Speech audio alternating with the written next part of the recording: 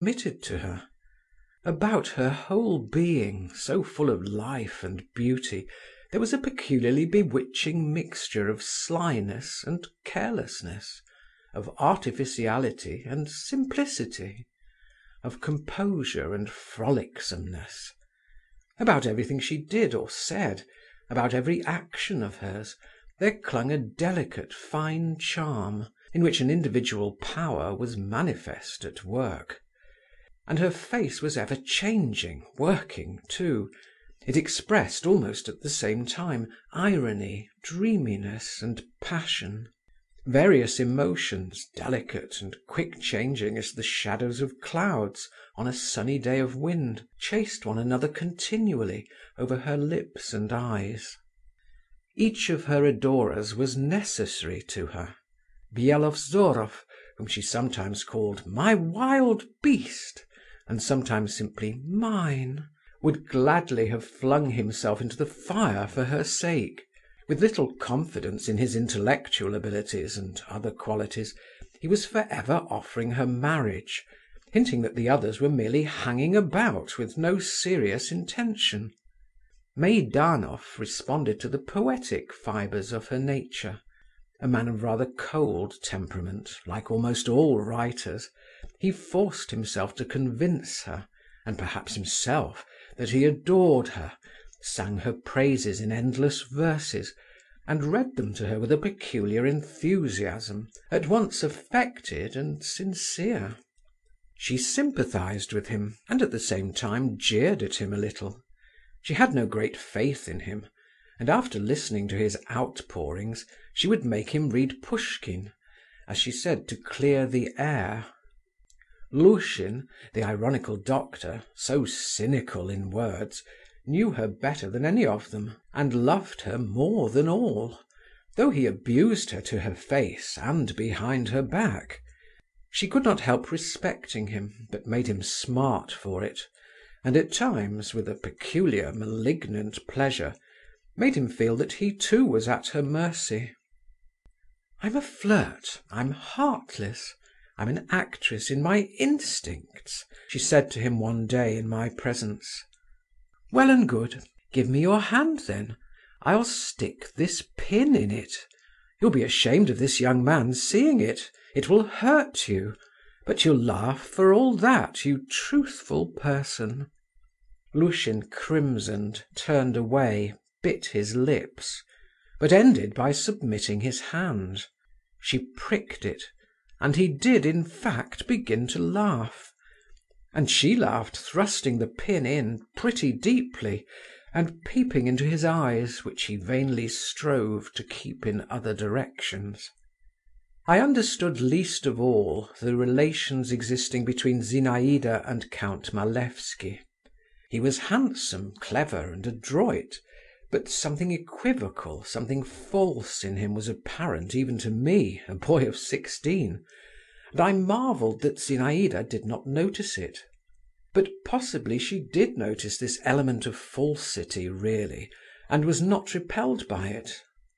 Her irregular education, strange acquaintances and habits, the constant presence of her mother, the poverty and disorder in their house, everything, from the very liberty the young girl enjoyed, with the consciousness of her superiority to the people around her, had developed in her a sort of half-contemptuous carelessness and lack of fastidiousness. At any time anything might happen. Vonifaty might announce that there was no sugar, or some revolting scandal would come to her ears, or her guests would fall to quarrelling among themselves. She would only shake her curls and say, "What does it matter?" and care little enough about it. But my blood, anyway, was sometimes on fire with indignation when Malevsky approached her, with a sly, fox-like action, leaned gracefully on the back of her chair, and began whispering in her ear with a self-satisfied and ingratiating little smile, while she folded her arms across her bosom, looked intently at him, and smiled too, and shook her head. "What induces you to receive Count Malevsky?" I asked her one day. "He has such pretty moustaches," she answered. "But that's rather beyond you." "You needn't think I care for him," she said to me another time. "No, I don't care for people I have to look down upon. I must have someone who can master me. But, merciful heavens, I hope I may never come across anyone like that.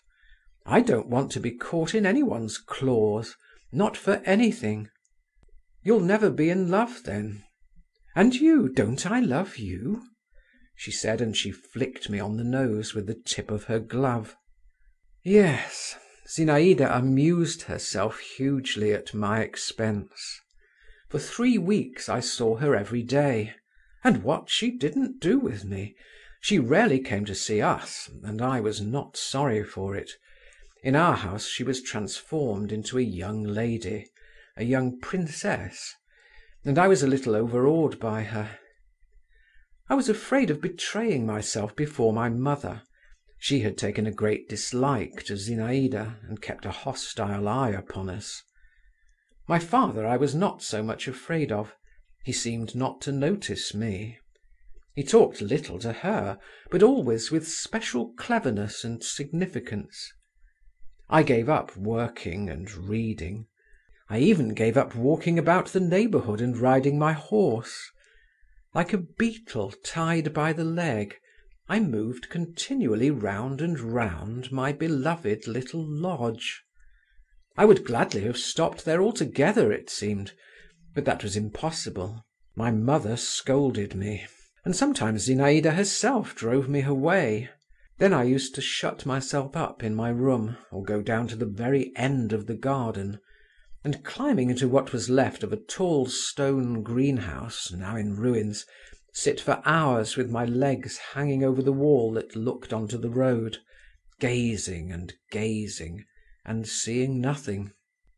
White butterflies flitted lazily by me over the dusty nettles.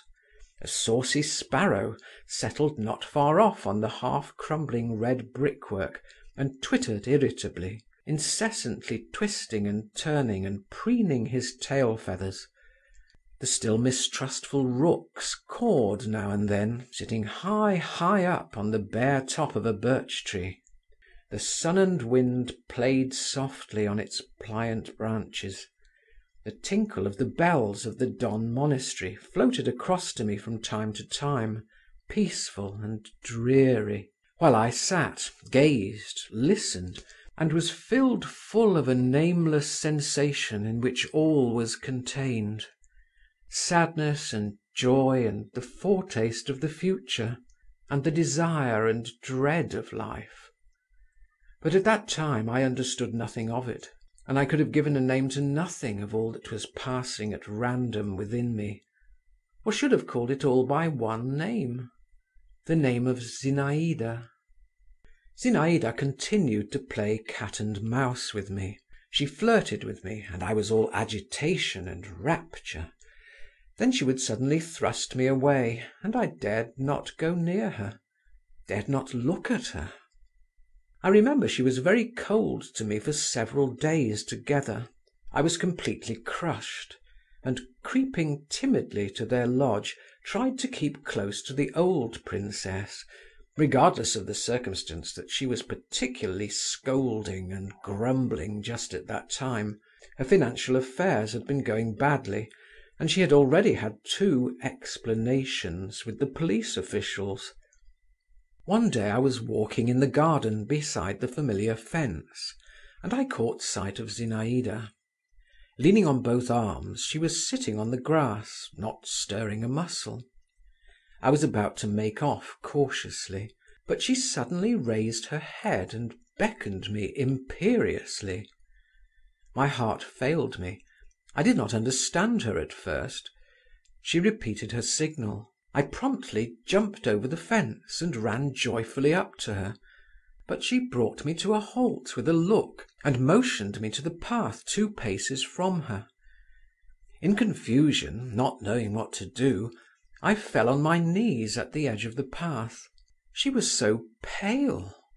Such bitter suffering, such intense weariness was expressed in every feature of her face. that it sent a pang to my heart.